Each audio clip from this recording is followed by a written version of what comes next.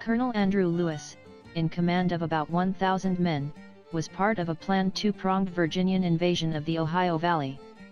As Lewis's force made its way down the Kanawha River, guided by pioneering hunter-trapper Matthew Arbuckle, Sr., Lewis anticipated linking up with another force commanded by Lord Dunmore, who was marching west from Fort Pitt, then known as Fort Dunmore.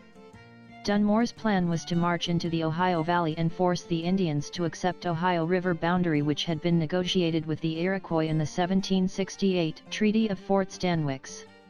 The Shawnees, however, had not been consulted in the treaty, and many were not willing to surrender their lands south of the Ohio River without a fight.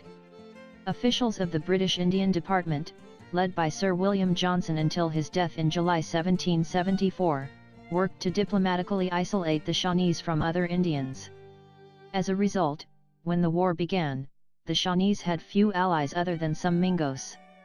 Cornstalk, the Shawnee leader, moved to intercept Lewis's army, hoping to prevent the Virginians from joining forces. Estimates of the size of Cornstalk's force have varied, but scholars now believe Cornstalk was probably outnumbered at least 2 to 1, having between 300 and 500 warriors. Future Shawnee leader Blue Jacket probably took part in this battle. Cornstalk's forces attacked Lewis's camp where the Kanawha River joins the Ohio River, hoping to trap him along a bluff. The battle lasted for hours and the fighting eventually became hand-to-hand.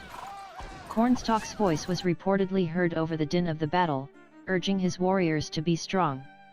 Lewis sent several companies along the Kanawha and up a nearby creek to attack the Indians from the rear, which reduced the intensity of the Shawnee offensive.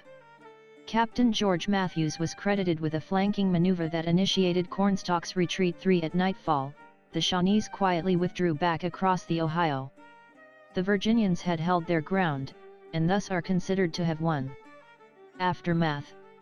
The Virginians lost about 75 killed and 140 wounded. For the Shawnees, losses could not be determined, since they carried away their wounded and threw many of the dead into the river. The next morning, Colonel Christian, who had arrived shortly after the battle, marched his men over the battlefield.